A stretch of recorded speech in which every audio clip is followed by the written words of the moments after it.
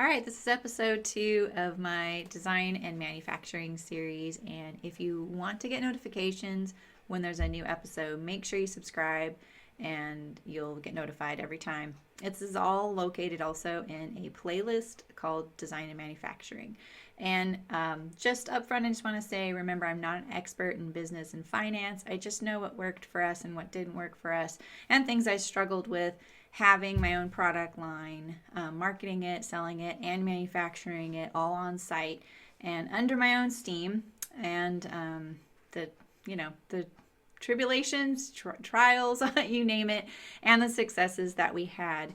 I did this for about 10 or 11 years. I'm actually not even sure, which is funny. I grew the business to about $250,000 in annual sales, and that wasn't necessarily a great thing. And I'll talk about that because my salary was probably only $35,000 that year. I know I say only, but there's definitely strings attached to that $35,000 because you're kind of in a really high tax bracket as an entrepreneur. It's about 33% or something. And no, you can't write everything off.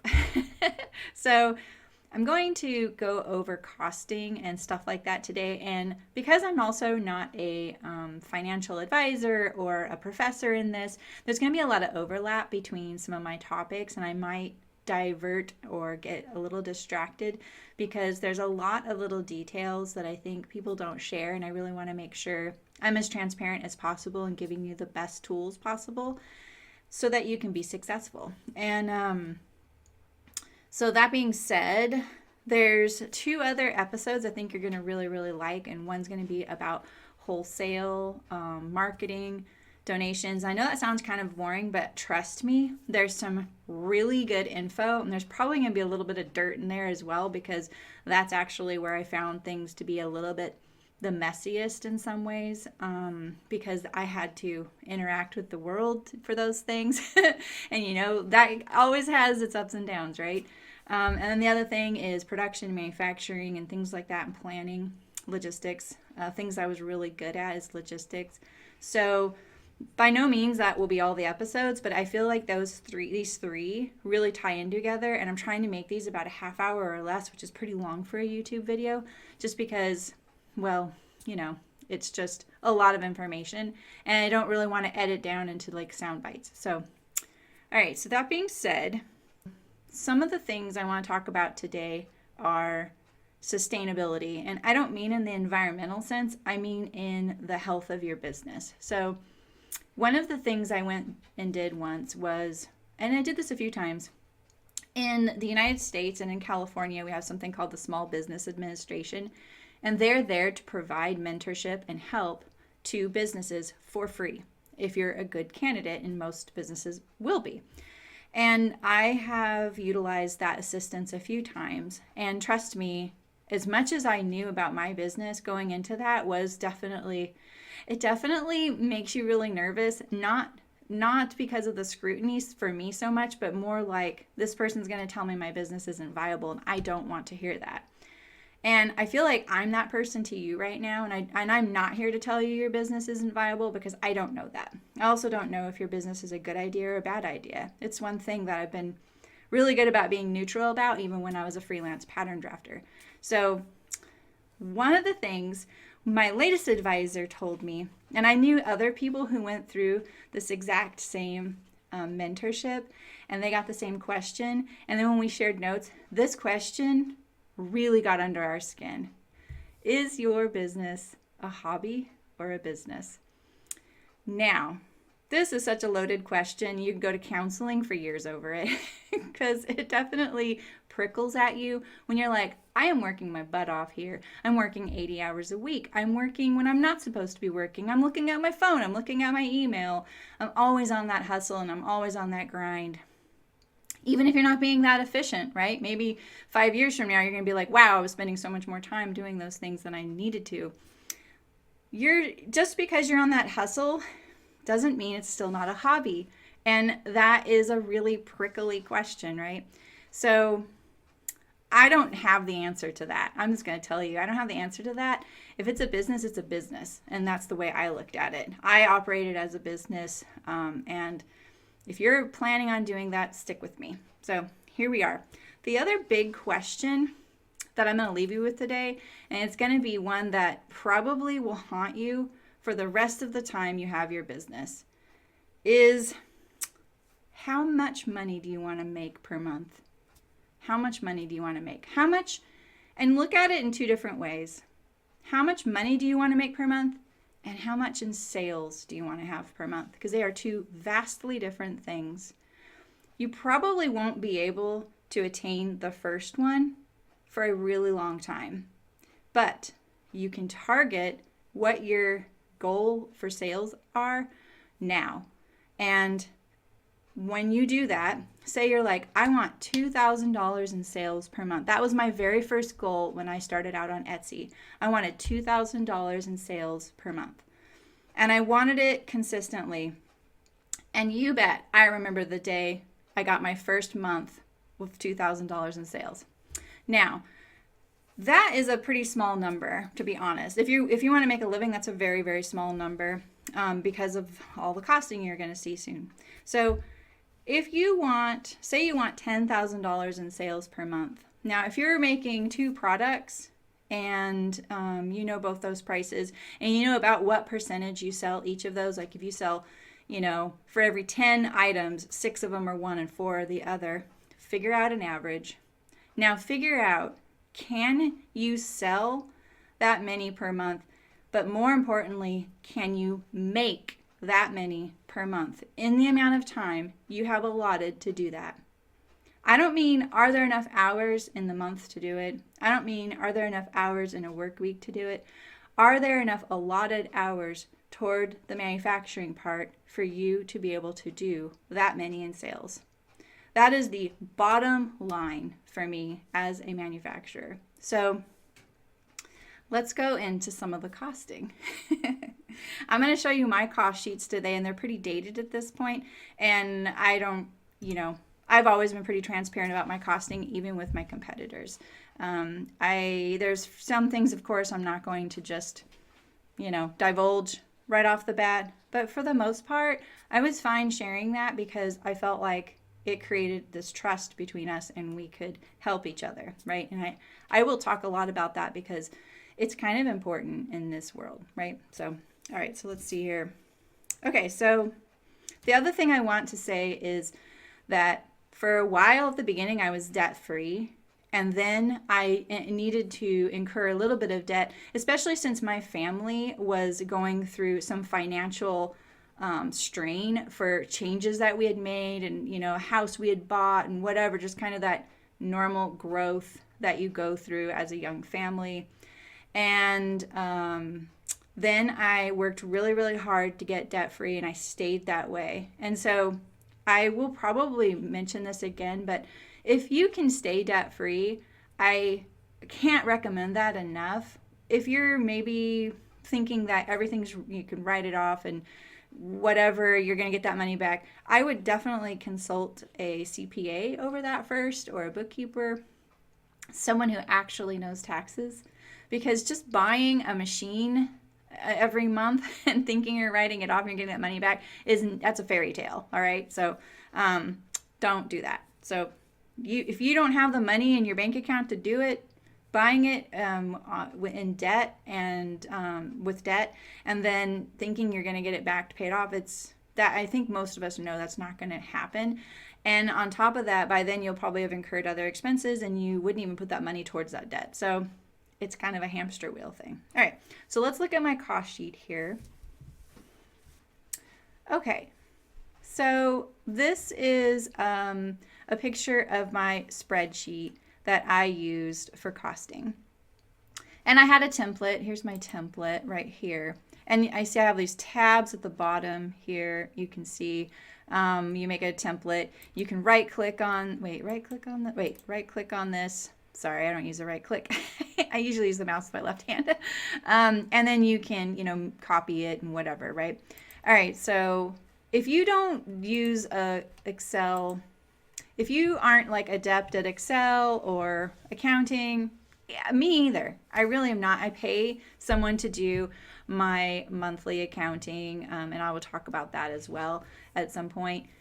But I just used Excel because it was the one program that I actually kind of knew my way around, because it was one of the first I learned working at my first factory and my first job in the industry.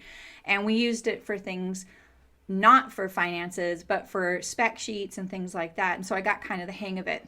The tutorials out there are amazing, and if you're looking for something, this is an extremely powerful program.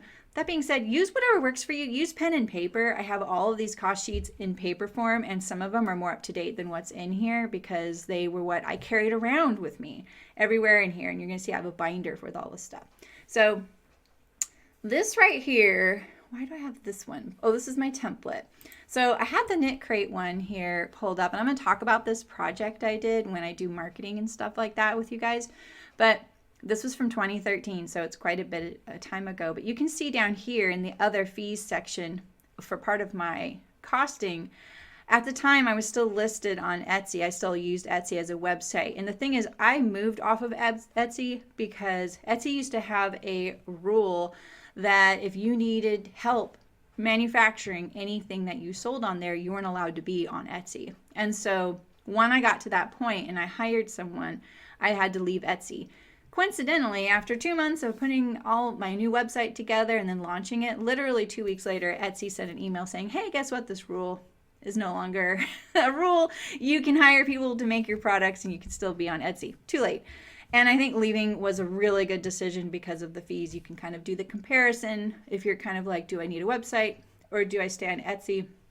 The way I looked at it was, you know, Shopify at the time was, I want to say it was about $65 a month for their kind of, not their basic plan, but I think that, I don't know the plan, sorry, it's been way too long. But it was a plan where I could have commerce on the site.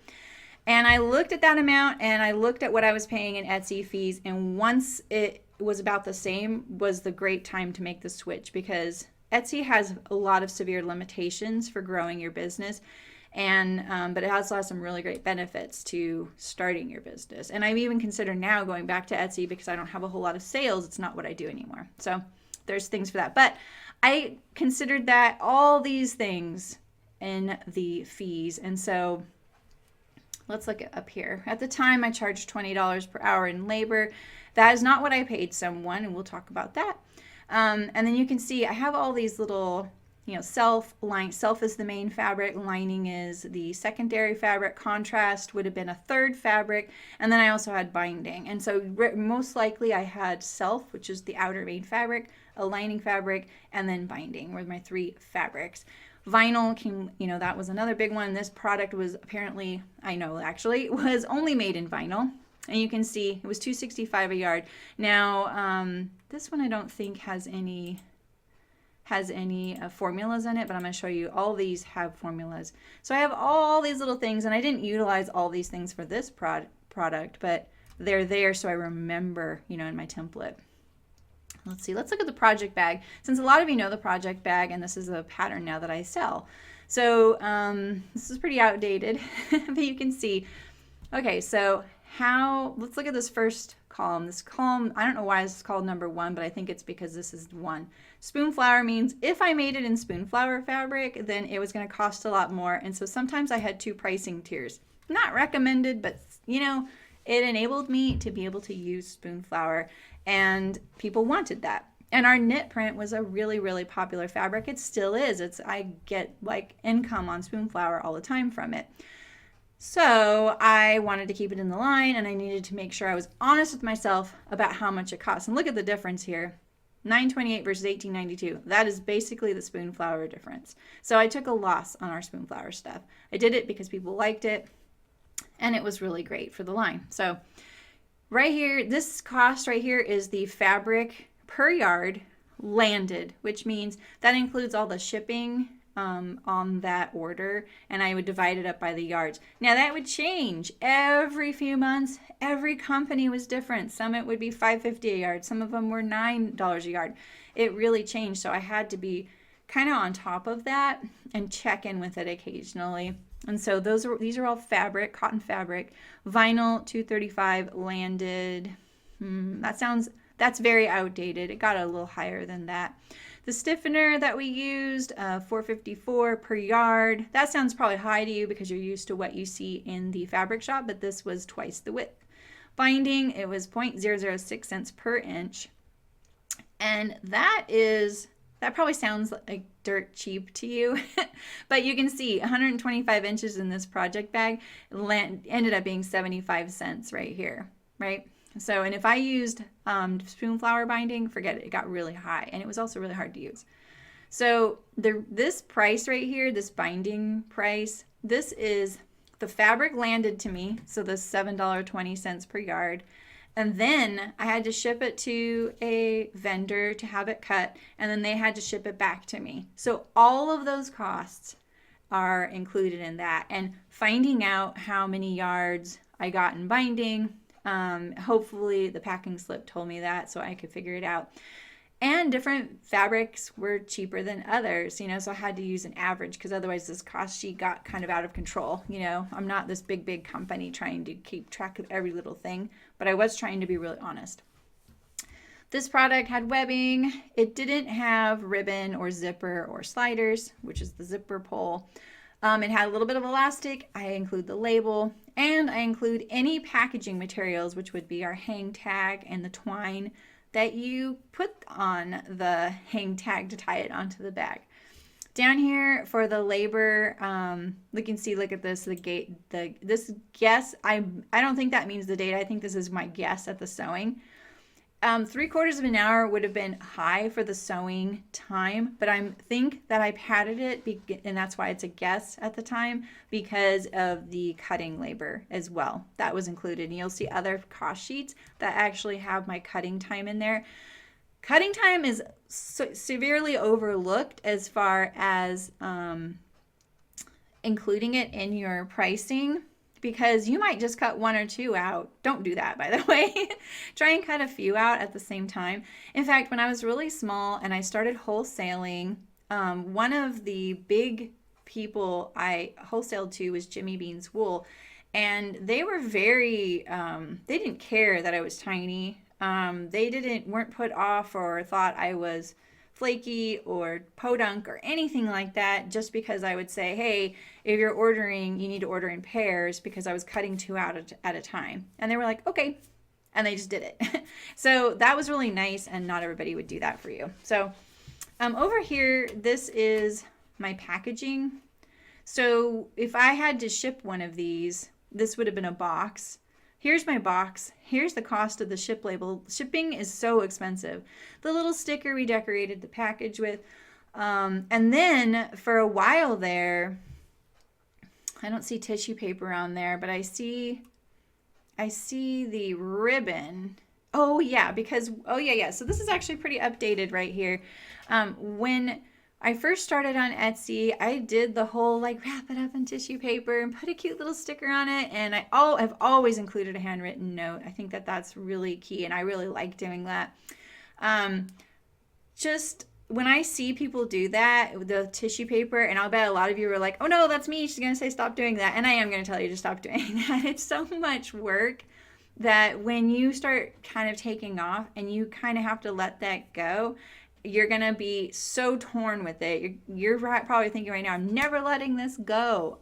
But at the same time, if that time could be spent making more product to sell, or maybe spent time on creating something for Instagram or a newsletter, that your time is going to be your currency. And that is you're going to be thinking in terms of time rather than, is that tissue paper that they're ripping off and throwing away really worth your time? So where I ended up with was packaging that was reusable or recyclable. So this ribbon here isn't actually ribbon. It was a long piece of bias binding, usually from maybe a group we weren't doing anymore. And then later on, we actually would buy binding to be made just for our packaging, because it was a nice touch. And we could tie this ribbon around the whole package, and then I had these little cards that were narrow with a hole drilled into them that I had drilled locally, by the way. And then I would just pull the ribbon through the hole, and that little tag said something like, I had 4 or 5 different ones, so you got a different one every time. And so if they were throwing anything away, maybe that little card, but at least it was paper. So that was the most packaging. I never packaged in plastic bags, and yes, I got flack for it. And I maintained that. And so, because people would say, hey, it's raining on my porch. I really, you should do that. But that's not my fault. I know that sounds really brutal. That is not my fault that your porch is really rainy. That being said, if you're thinking that was really harsh, I just want to put this out there. My husband works for a really, really big company, and they used to, they don't anymore, they used to sell with Amazon, meaning like Amazon themselves was one of their customers and they would sell their product. So they're big enough for that. Amazon requires all packaging be something like if they call it something, two-step enjoyment or something like that. I don't know what it is, but when my husband told me this, it really reinforced my position on not doing the plastic bag. So Amazon would say, we want the customer, when they receive their product, to be able to get to using it as soon as possible. No plastic bags were allowed whatsoever in their packaging. I would love to say that was because of some green effort by them. Maybe there was some of that with that, but they didn't call it that. That's not what they called it. So if Amazon's allowed to do that, why aren't I? Because trust me, you and I both know all our customers expect Amazon shipping from us, but they're not okay with Amazon packaging. All right, so I'll let you decide that. There's my little pep talk about that. Shipping takes so much time, and nowhere on this cost sheet is the time it took me to ship packages. Look, I even have the credit card fee in here. This shipping, we used to, wow, I'm not sure what that reflects. It's not really that much. It might have been to the East Coast, but I'm not sure. So these types of things, this is why. This is it right here. This is it. I'll bet this is a little formula and it goes there. So that's why that says $12.33, because if and I was charged for shipping. I didn't do free shipping until way late, and I have feelings about that. So I don't recommend doing free shipping, sales, any of that stuff for years.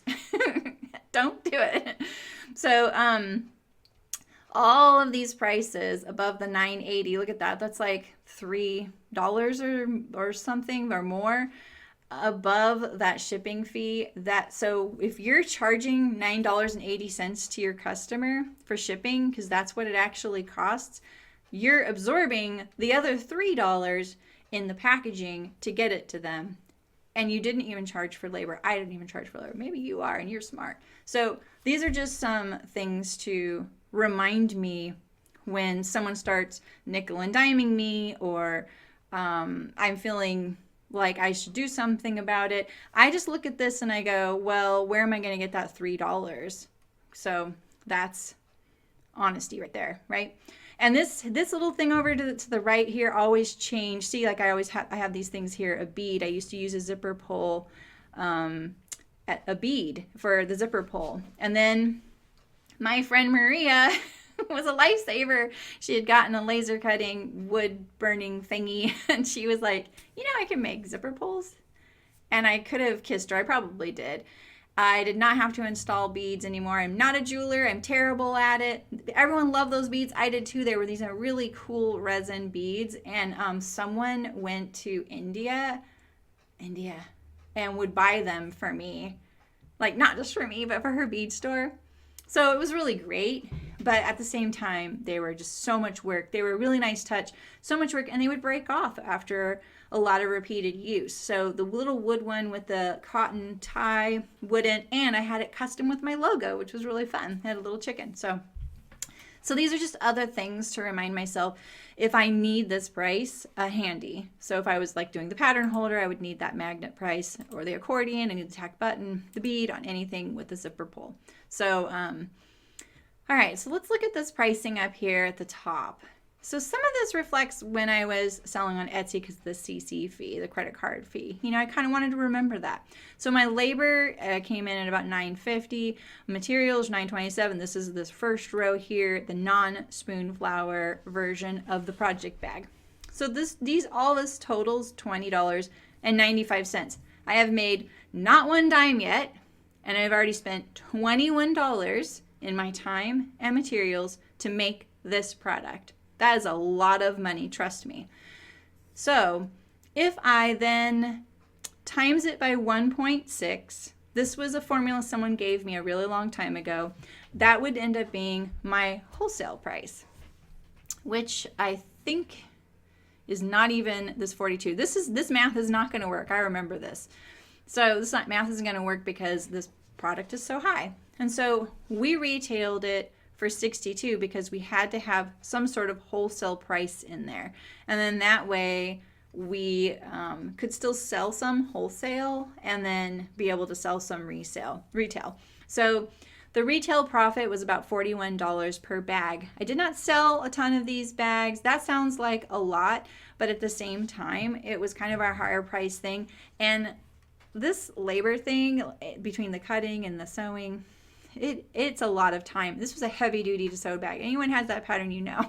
So to be able to sell wholesale, what I would tell them was like, hey, I can only wholesale this to you for $42, but I retail this for $62. And so it's up to you if you're okay with taking less on your markup than it looks like. You can't double the price and sell it for $84 because I'm going to be undercutting you. And so I would just tell them that up front. I had 2 products like that, so I rarely sold them wholesale, and I tried to just say no outright to them, and that was the pocket bucket and the project bag. So let's look at something that's probably healthier as far as all these breakdowns go. I think this one right here is pretty good. Let's see.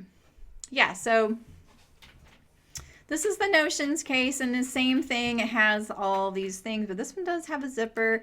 It does have, the bead was like 49 cents, whereas the wooden zipper pull was less, but I had to buy the cotton cord, so it's a little outdated. So up here, my labor was about $2.58. It took 11.65 minutes. The labor prices, I know what's wrong with all these is they don't have overhead. That's where the project bag gets some of that retail profit went to overhead. And overhead's a super tricky and complicated thing to figure out. And every time we would do it, even with the so-called expert, it would come out differently. So it's very complicated, and you've got to decide what you want to charge for your overhead. But you definitely have, and what you consider overhead. So we'll talk about that in a little bit. So, okay, so let's see, the materials. The Notions case was a great little product because it actually did make its full markup. It was a nice entry-level product. It was kind of expensive in people's eyes, but the thing is, it worked so good. It was super high quality. You could see the tools inside, and they just become kind of indispensable. And it was also a really great thing for us to do custom for fabric shops because everyone needs a Notions case. So there's the materials, the CC fee, the total cost. That's my cost before I've made any money is $5. And then 1.6, probably put it to $9. So that double that was the retail. So yes, was I making $12.94 per? Yes, if it was full retail. So there's that. So that was a nice little product, and that I would actually make a little bit of money on. But the thing is, here's the thing. So let's talk about that first question I brought up at the beginning, and then I'm going to kind of wrap this up because I feel like this is a lot of information, and you're going to probably be rushing off to make your own little spreadsheet and come up with your costing. And I have a lot of, by the way, I have a lot of formulas in here, so let's see if I can find one. See, do you see this right here? And up here in this box right here, I have B14 times C14. So right here, it's this one right here. I'm having trouble seeing. It's kind of far away. This is B14 times C14. So this was the price per yard times the quantity, and then it gave me this number. So I actually set this up to be really easy to use. It was worth the time it took me to do that so that I was motivated to keep using my price sheet and costing and all that, and it was kind of fun, and I got kind of into those formulas. And so if you ever need help doing that, just Google it. There's so much information, and there's a search thing up here at the top that will also help you find how to do things. And this is it's under my face over here, but it's in that auto sum the formulas thing. These are formulas in Excel. So really powerful program, really great for things like that. And you can do even more complicated things like that. All right, so let's get back to that original question on how much in sales do you want each month? All right.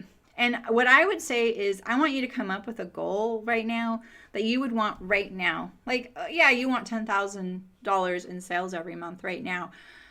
But could you actually do that right now? You couldn't scale up that fast if you are down in the $300 a month realm. So why don't you go for something that's actually pretty feasible and, like these stepping stones, right? And then you're going to kind of figure out how much would you have to sow in order to sell that many? And is that possible? Now, one of the things I learned, which is a really weird quirk, is almost without fail, no matter what, I could only sow $600 in product a day.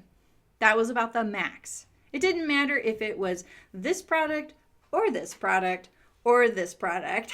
It was always about $600 a day, which in some ways was a really good sign that I was actually pricing my stuff very consistently as far as the labor went. So kudos to me, right?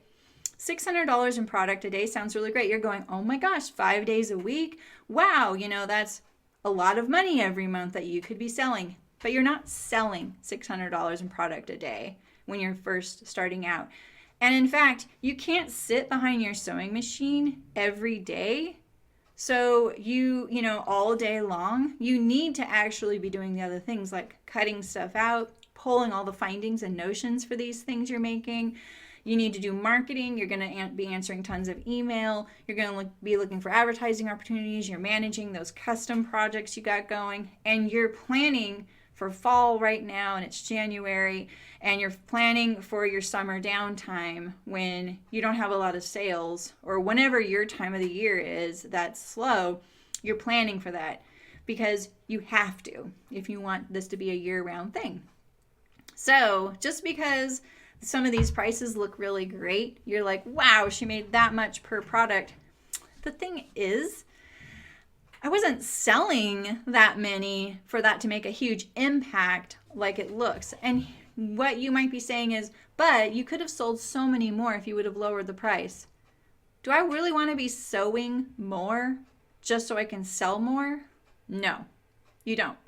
And I have really strong opinions about this, and I've definitely had some debates with some friends and fellow business friends about this. And one of my philosophical business questions is, why couldn't you double the price of your product? And you'd be selling probably far less, but you wouldn't have to make as many. There's enough consumerism in the world. Do we really need to be selling that many and using that many things? Yeah, it's a really extreme way to look. It's just an idea. But that is how I looked at it. Notions cases, I wasn't getting rich off of Notions cases. And most of the beginning years of my business, I did not make money. But eventually I broke even. Eventually I could hire someone. And eventually I made a little bit of money. And it paid for things like my daughter's allowance and her clothes for school and some of the fun stuff we did on a trip. So yeah, could I have supported my family on chicken boots? Nope, I couldn't have. And so we can talk about that too.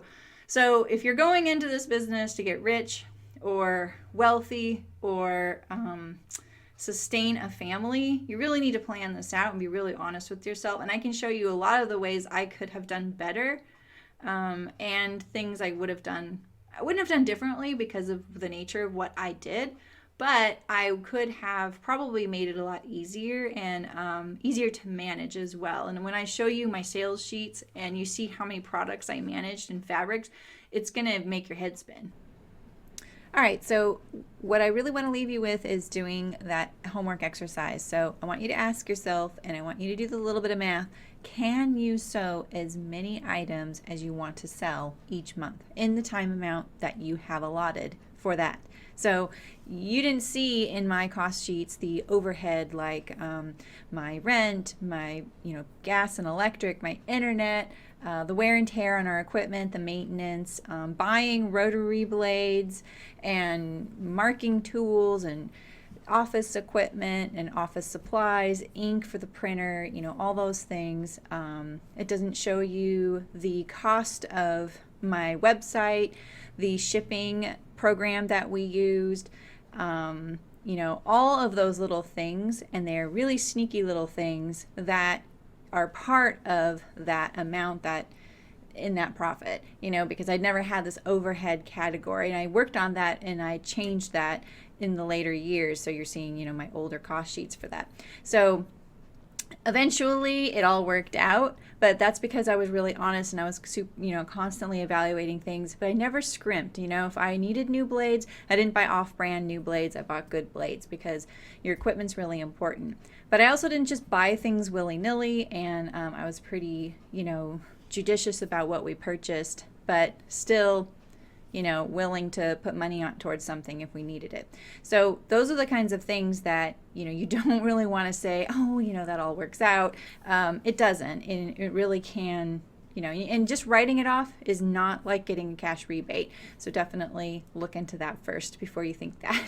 So make sure that you're looking at, okay, if I want $2,000 in sales a month, can I sew that many to get that many in sales? Because remember, just because I can sew only $600 in a month, because or in a day, it doesn't mean that I can sit there and sew every day $600 in product, right? Because I have to do things like ship orders, market, answer email, cut things out, get the findings ready for things, meet the machine maintenance guy or the landlord. There's always something coming up. And so if I can only sew 3 solid days a week, which is actually pretty generous, and as a business owner, should I really be sewing still? And I was to the end of the day, to the end of my business, I still sewed. Even when I hired someone to be able to stop sewing, my business just took off, and I ended up keeping on sewing as well.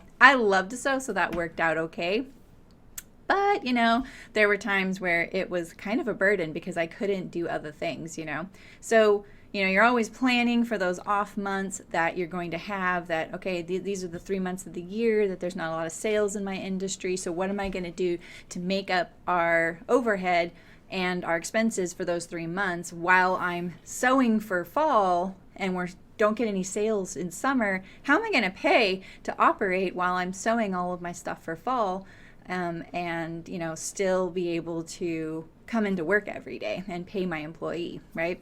So if you can only sew 10 hours a week and you're allowing 5 hours a week towards maintaining your business and stuff, can you do that? Can you sew all that product in those 10 hours a week each week?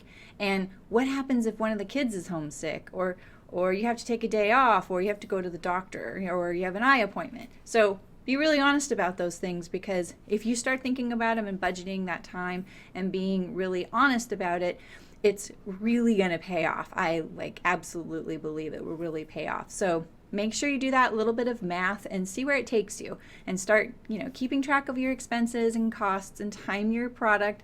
Make sure you know exactly how long it takes to sew, approximately how long it takes to cut. Stop cutting 2 at a time. Cut, 10 or something like that, at least, if not 200, that's what we did, and you can definitely slowly build up, because you really need that product sitting on the shelf in order to be able to sell it. You can't sell imaginary product. That's what we called it, imaginary product. So nothing ever got put on the website for sale that didn't already exist and it wasn't ready to ship. So, and I'm going to talk a little bit about that in logistics and manufacturing, because we came up with some really clever ways to get more product onto our shelf that wasn't technically done, but it was one step away. And this was something that took me years to figure out and seems so obvious now. So, all right, good luck doing your math. Let me know how it goes, and I'll see you next time for some marketing and other related things. And I think you're really going to like some of that information, because it's some of the stuff nobody talks about. So, all right, good luck. Bye.